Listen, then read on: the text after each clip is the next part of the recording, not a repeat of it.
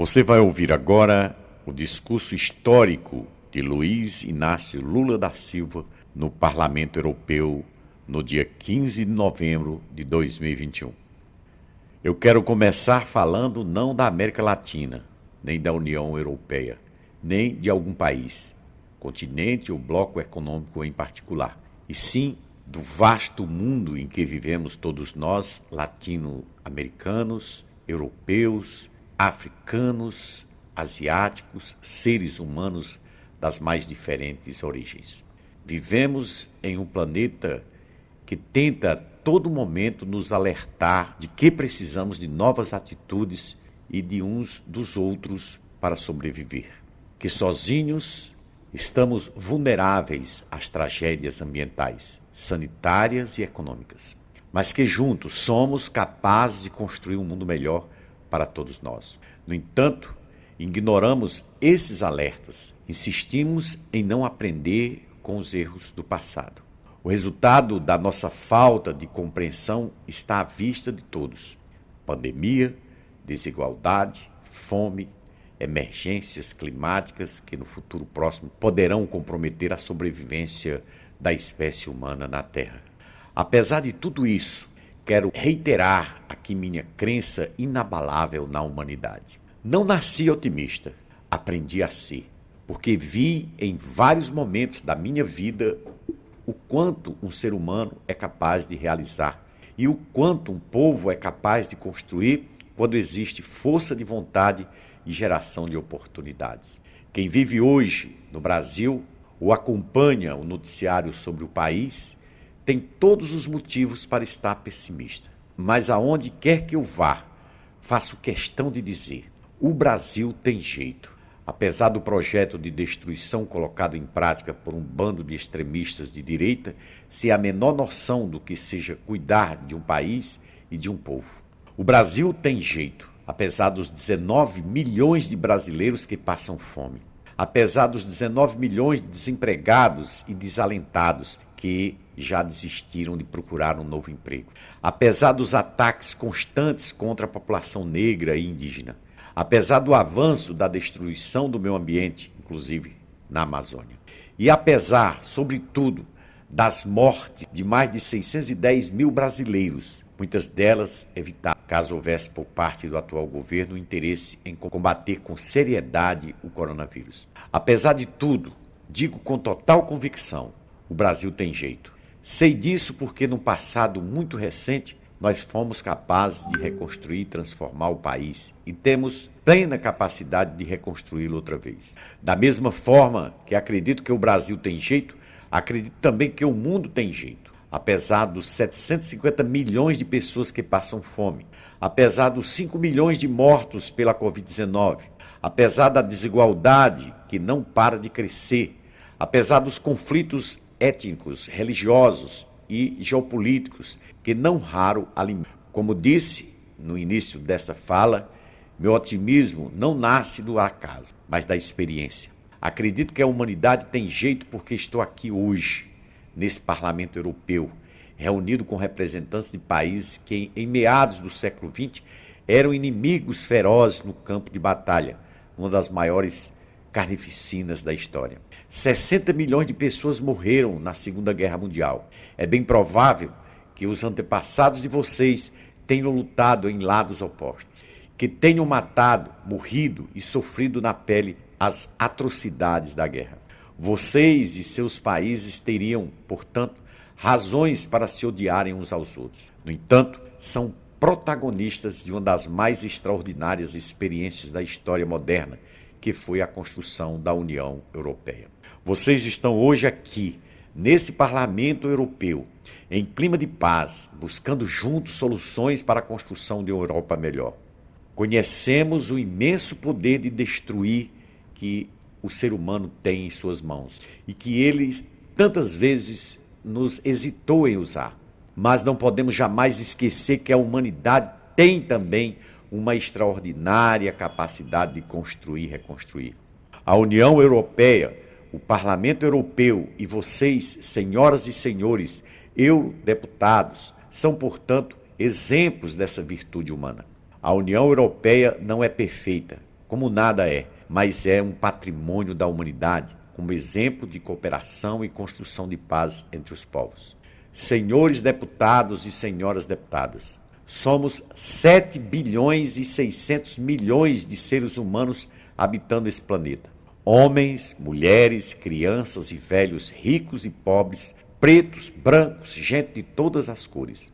Cada um de nós carrega dentro de si o seu universo particular. Somos diferentes uns dos outros, cada qual com a sua individualidade, mas unidos todos por uma certeza ancestral. O ser humano não nasceu para ser sozinho. O que me faz lembrar do pequeno trecho de uma das grandes obras-primas da Bossa Nova, esse gênero musical brasileiro que conquistou o mundo. Um verso que diz o seguinte: é impossível ser feliz sozinho. A verdade é que não é possível sermos felizes enquanto milhões de crianças ao redor do mundo vão dormir esta noite com fome e acordarão amanhã sem saber se terão o que comer. Não é possível sermos felizes em meio a tamanha desigualdade que cresceu de forma inaceitável em plena pandemia. Os ricos ficaram muito mais ricos e os pobres ainda mais pobres. A desigualdade entre ricos e pobres manifesta-se até mesmo nos esforços para a redução das mudanças climáticas. O 1% mais rico da população do planeta vai ultrapassar em 30 vezes o limite necessário para evitar que o aumento da temperatura global ultrapasse a meta de 1,5 grau centígrado até 2030. O 1% mais rico, que corresponde a uma população menor que a Alemanha, está a caminho de emitir 70 toneladas de gases carbônicos per capita por ano. Enquanto isso, os 50% mais pobres do mundo emitirão, em média, apenas 1 tonelada per capita por ano, segundo estudo produzido pela ONG Oxfam e apresentado recentemente na COP26.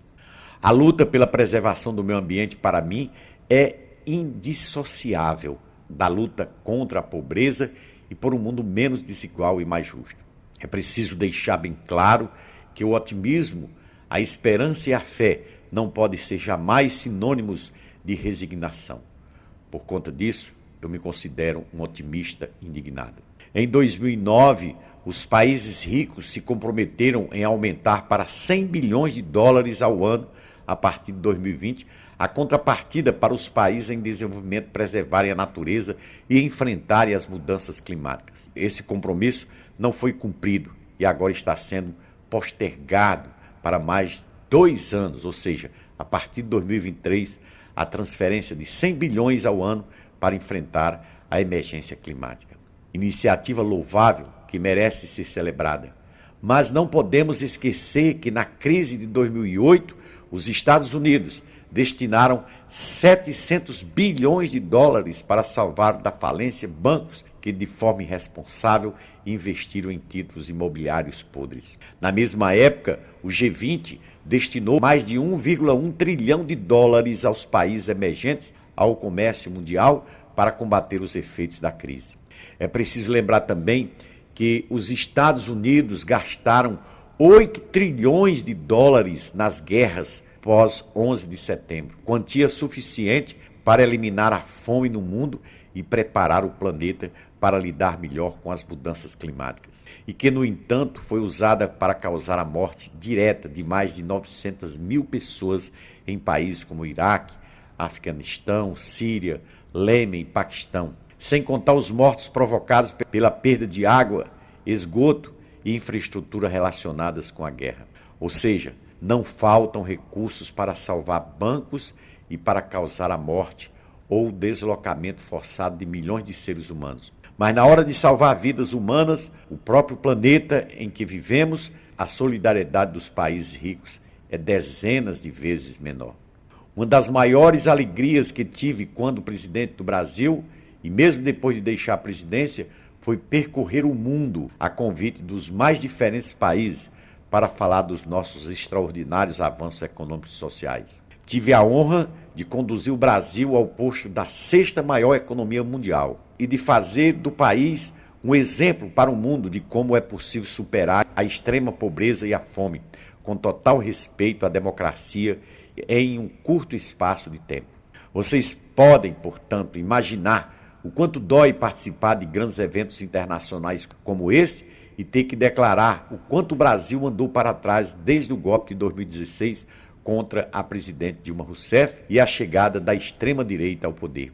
O Brasil vive hoje uma tragédia social, econômica, ambiental e sanitária sem precedentes. Temos 2,7% da população mundial. No entanto, respondemos por 12% das mortes por Covid registradas no mundo. Choramos a morte de mais de 610 mil brasileiros. Não chegamos a essa trágica estatística por alguma fatalidade, e sim pela atitude criminosa do atual governo. O atual presidente ironizou a gravidade da doença, zombou dos mortos, atrasou o quanto pôde a compra das vacinas, fez propaganda enganosa e distribuiu medicamentos comprovadamente ineficazes contra o vírus. Deixou faltar oxigênio em hospitais, incentivou e promoveu aglomerações, induziu a população à desconfiança quanto à eficácia das máscaras, ajudou a espalhar fake news contra as vacinas, chegando a dizer que elas podem levar as pessoas com o HIV a desenvolver a AIDS. Experiências com medicamentos ineficazes, usando seres humanos como cobaias involuntárias, chegaram a ser realizados no Brasil, reeditando os horrores do nazismo.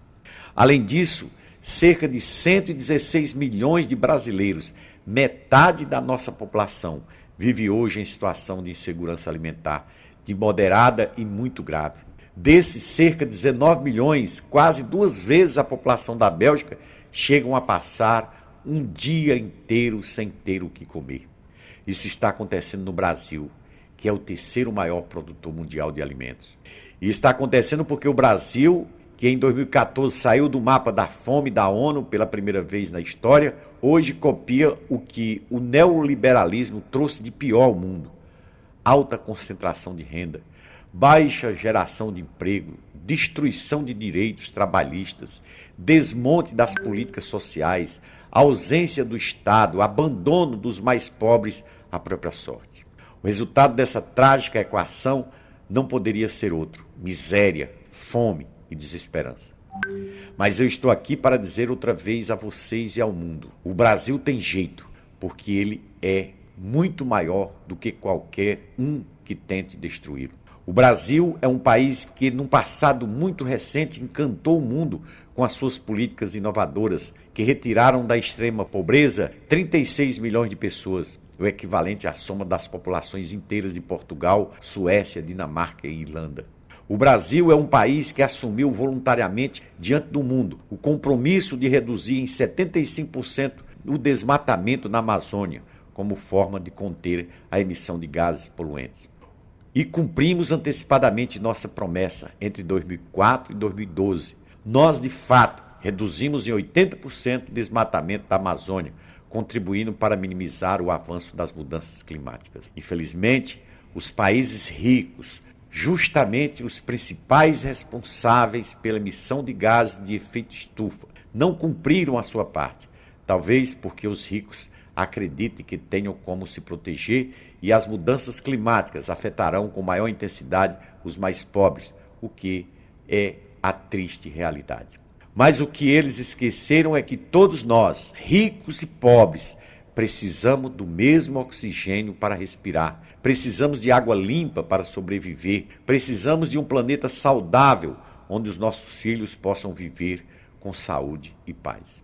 Felizmente, essa era de trevas que se abateu sobre o planeta por conta da ascensão de governos de extrema-direita pelo mundo afora, emite claros sinais de que está chegando ao fim. Partidos e candidatos progressistas vêm conquistando importantes vitórias. Isso está acontecendo em vários países. Estou certo de que vai acontecer também no Brasil a partir da eleição presidencial do ano que vem. O Brasil voltará a ser uma força positiva no mundo. Voltaremos a ser criadores de políticas públicas capazes de mudar para melhor o nosso planeta. Acredito no mundo multipolar. Voltaremos a ter uma política externa altiva e ativa. Vamos fortalecer o Mercosul, reconstruir a União de Nações Sul-Americanas, a Unasul, e ampliar nossas parcerias com a União Europeia. Vamos aperfeiçoar os termos de acordo Mercosul-União Europeia. Não queremos uma América Latina voltada exclusivamente para o agronegócio e a mineração. Temos total capacidade de sermos também países industrializados, tecnologicamente avançados. O acordo hoje se encontra paralisado por conta da desconfiança de países europeus quanto ao cumprimento dos compromissos ambientais assumidos pelo governo brasileiro.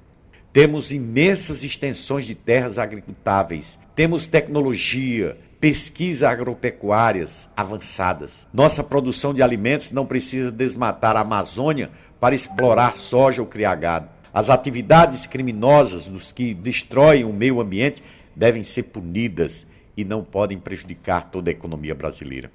Temos uma biodiversidade extraordinária e os nossos biomas haverão de se regenerar após a extinção do atual governo, que estimula o desmatamento e as queimadas, o avanço do garimpo em áreas de proteção ambiental, os ataques aos povos indígenas. O povo brasileiro não quer essa destruição do continente. Os brasileiros querem a Amazônia viva e de pé. E para isso é necessário construir alternativas sociais e de desenvolvimento com ciência e tecnologia e protagonismo e respeito aos povos que vivem na floresta, seus saberes e sua cultura.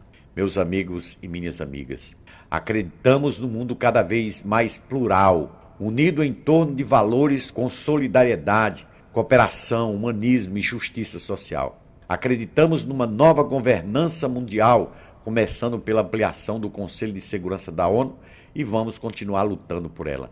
Acreditamos que somos capazes de construir no mundo uma economia justa, movida a energia limpa, sem destruição do meio ambiente e livre da exploração desumana da força de trabalho.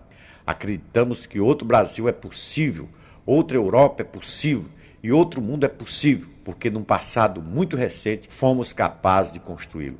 Podemos ser felizes juntos e seremos. Muito obrigado a todos. Luiz Inácio Lula da Silva. Fique sabendo de tudo com Josélio Leite.